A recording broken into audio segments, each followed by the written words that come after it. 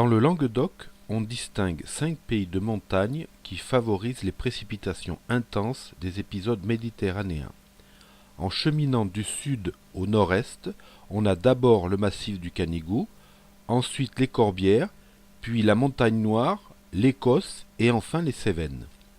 Ces 5 pays forment ainsi un amphithéâtre face aux flux méditerranéens chauds et humides d'est à sud.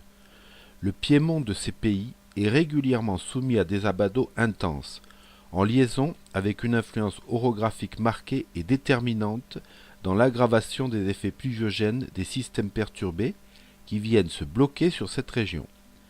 Il en découle aussi des événements exceptionnels qui ont marqué les mémoires et que l'on retrouve depuis le massif du Canigou jusqu'aux Cévennes.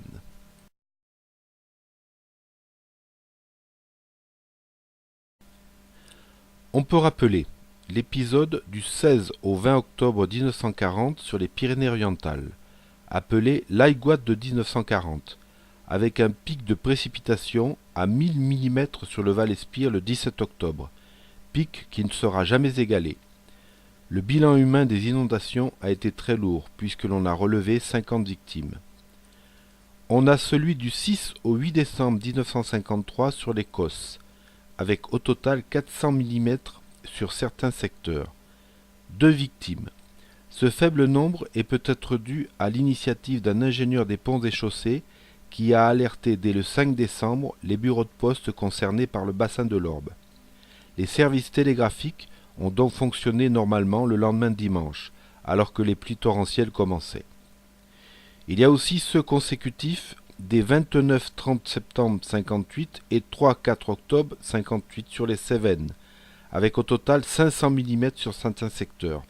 Là aussi, le bilan sera très lourd, 36 victimes, et là en majorité des automobilistes. Et enfin, celui des 12 et 13 novembre 1999 sur les Corbières et l'est de la Montagne Noire, avec au total 500 mm sur certains secteurs. Là encore, le bilan sera très lourd, 35 morts, toujours en majorité des automobilistes.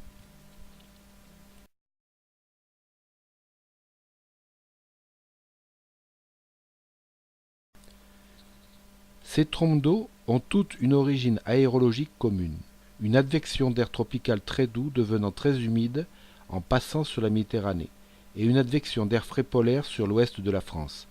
Ces flux étant en relation avec un minimum dépressionnaire évoluant de la péninsule ibérique vers la Méditerranée, lui-même lié à une goutte froide d'altitude pouvant évoluer entre la péninsule ibérique et la Méditerranée. Ces courants d'altitude favorisant le conflit de masses d'air entre poussées d'air polaire et montées d'air tropical.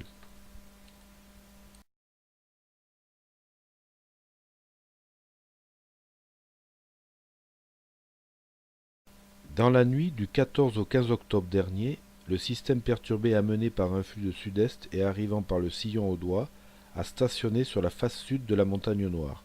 Un déluge s'est alors produit sur le Cabardès et le Carcassonnais, de 250 à 300 mm de pluie.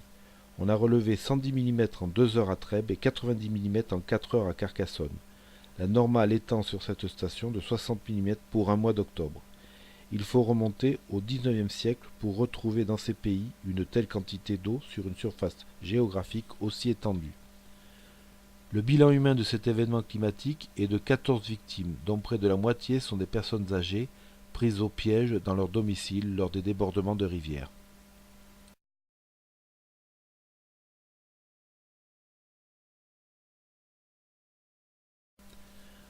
On comprend la difficulté que les météorologues ont pour prévoir l'intensité de ces pluies extrêmes sur la région qui nous intéresse, face à une situation aérologique récurrente qui, la plupart du temps, donne des épisodes méditerranéens avec des débordements de rivières destructeurs plus localisés. Un nouveau supercalculateur sera disponible d'ici 2 ans pour prévenir l'intensité des phénomènes violents. Ce ne sera sûrement pas le dernier. Depuis 1992, 10 générations de supercalculateurs ont vu le jour.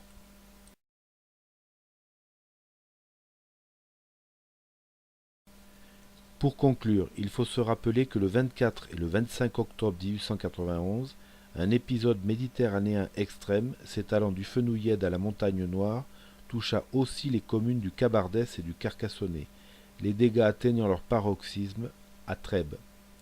Mais en a-t-on tenu compte dans l'aménagement de ces territoires? Il y eut 2 victimes en 1891 et 14 en 2018, malgré tous les progrès de la gestion des risques.